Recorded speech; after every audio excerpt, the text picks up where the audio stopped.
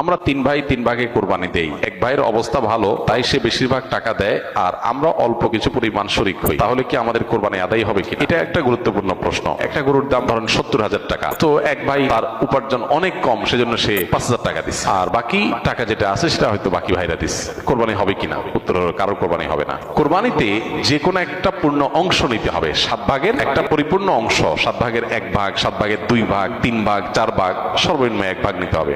ভগ্নাংশ নেওয়া যাবে না, অর্থাৎ 1 ভাগেরও অর্ধেক নেওয়া যাবে না। 2 ভাই মিলে 1 ভাগ নিচে হবে না, তখন সেটা গোস্ত খাওয়া হবে। এখন এমন হতে পারে যে এক ভাইকে আল্লাহ আর্থিক সচ্ছলতা দিয়েছেন, বাকিদেরকে দেন নাই, তো কি হবে? তখন সচ্ছল যিনি, তিনি তার পক্ষ থেকে কোরবানি দিয়ে বাকি সবাইকে সবার পক্ষ থেকে দিবেন, যে ঠিক আছে তোমার পক্ষ থেকে একটা শেয়ার, তুমি টাকা দিলা না, আমি তোমারটা দিয়ে দিলাম, এটা হতে পারে। অথবা আরেকটা হতে পারে যে ঠিক আছে তুমি অল্প টাকা কামাই করছো, মাত্র 5,000 টাকা আছে, তুমি টাকা না দিলে তোমার কাছে ভালো লাগতেছে না, তুমি টাকা দিলে তোমার কাছে খুশি হবে, তো সেক্ষেত্রে 5,000 টাকা তুমি আমাকে দিয়ে দাও, এটা কোরবানির শেয়ার না। আমি কোরবানিতে এটা লাগাবো সেটা ভিন্ন বিষয়, বাট তুমি শেয়ার হিসেবে দিলে না।